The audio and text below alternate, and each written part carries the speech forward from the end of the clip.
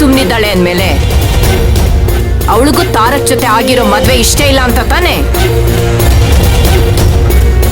ಹಾಗೆಲ್ಲ ಏನೂ ಇಲ್ಲ.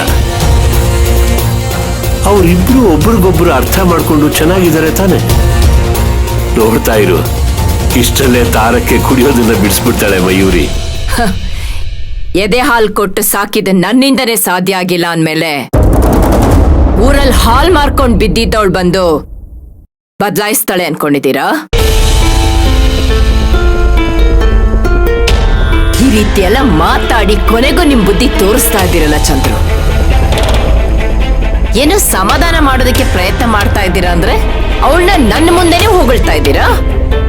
ನಿಮ್ ಟ್ಯಾಲೆಂಟ್ ನ ಮೆಚ್ಚಲೇಬೇಕು ಚಂದ್ರು. You great. ವಾಹ್. ಮೂರ್ಖರಿಗೆ ಬುದ್ಧಿಯನ್ನು 100 ಕಾಲ ಪೇಳಿದರೂ ಗೋರ್ಕಲ್ಲ ಮೇಲೆ ಮಳೆಗೆರೆದಂತೆ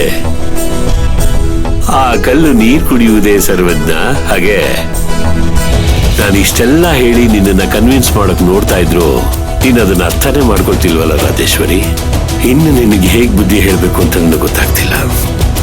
ಈಗ ನಿಮ್ಗೆ ಬುದ್ಧಿ ಹೇಳಿ ಅಂತ ನಾನು ಒಂದ್ ಕಾಲ್ ಇಟ್ಕೊಂಡಿರ್ಲಿಲ್ಲ. ನನ್ನ ಪಾಡಿಗಿದ್ದವಳನ್ನ ಏನೋ ಹೇಳ್ತೀನಿ ಅಂತ ಕೂರಿಸ್ಕೊಂಡು ಬಾಯಿಗೆ ಬಂದಾಗ ಮಾತಾಡಿದ್ರೆ ಸುಮ್ಮನಿರೋದಕ್ಕಾಗುತ್ತಾ? ರಾಜೇಶ್ವರಿ, ನೀನ್ ನನ್ನ ಮೇಲೆ ಎಷ್ಟು ಕೋಪನಾದ್ರೂ ತೋರ್ಸು, ನಮ್ಮ ಮಕ್ಕಳ ಬಗ್ಗೆ ಹೀಗೆಲ್ಲ ನಡ್ಕೋಬೇಡ. ಬದುಕಿದ್ರೆ ಅಪ್ಪ ಅಮ್ಮಂತರ ಪ್ರೀತಿಯಿಂದ ಬದುಕಬೇಕು ಅಂತ ನಾವಿಬ್ರು ತೋರ್ಸ್ಕೊಂಡು ಬಂದಿದ್ದೀವಿ.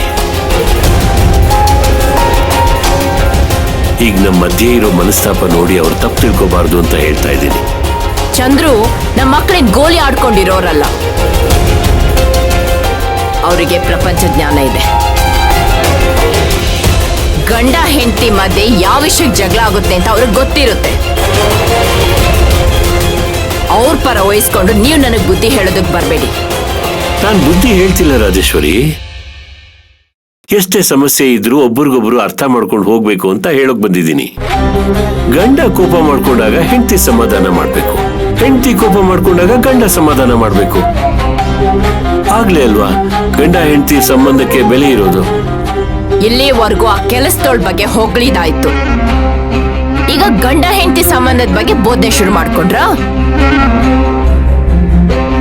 ಒಂದ್ ಕೆಲ್ಸ ಮಾಡ್ಬಿಡಿ ಚಂದ್ರು,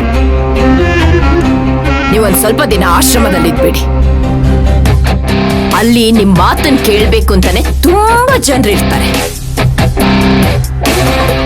ಅಂದ್ರೆ ನನ್ನನ್ನ ದೂರ ಮಾಡ್ಕೊಳ್ಳೋ ಮನಸ್ಥಿತಿಗೆ ಬಂದ್ಬಿಟ್ಟಿದೆ ಅಲ್ವಾ ರಾಜೇಶ್ವರಿ?